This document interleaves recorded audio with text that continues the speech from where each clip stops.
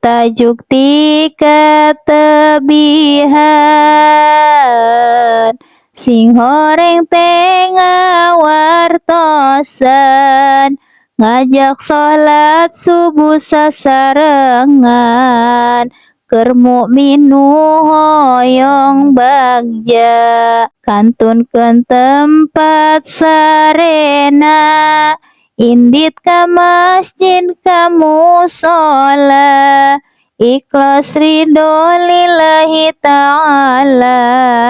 kapireng suara kuring mugi-mugi janten pepeling jauhkeun simbut jeung guling hayu urang gugah enjing jalmi nu kenging kauntungan ngantunkeun tempat pangsarean indit ka tempat peribadahan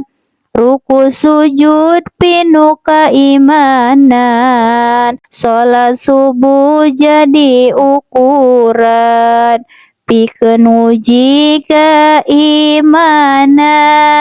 sabab malaikat nyaksian sareng ngiring sholat sasarengan di masjid berjamaah barengan. Lamun datang waktu subuh alasana kala tunduh gawe sibuk jeung ripuh hirup loba ngeluh-ngeluh tengah lakukeun sholat subuh di akhirat leuwih ripuh datangna waktu duhur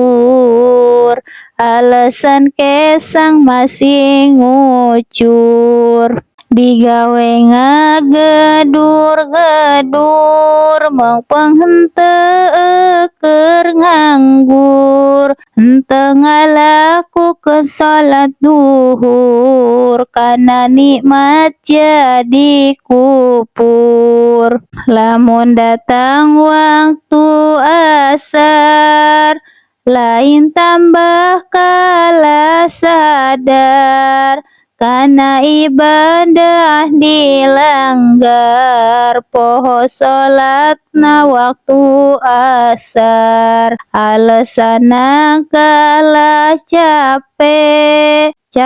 tos indit di pasar di akhirat jadi kasasar datangna waktu maghrib kagok aya nongton Persib kasenggolan golib sugan halus kana nasib ngobrol gosip jeung aib setan jadi malah karib henteu sholat maghrib jeung ngalakukeun manakib datangna waktu isya dangdan jeung kalah ngagaya nonton TV geus biasa nu tunduh ge aya sarena teu karasa ngimpina ge ka neraka datangna sholat 5 waktu ulah sampe ka dibuntu tinggalkeun sewaktu-waktu ajab mah pasti nunggu ulah nurutkeun hawa nafsu ibadah singgal husu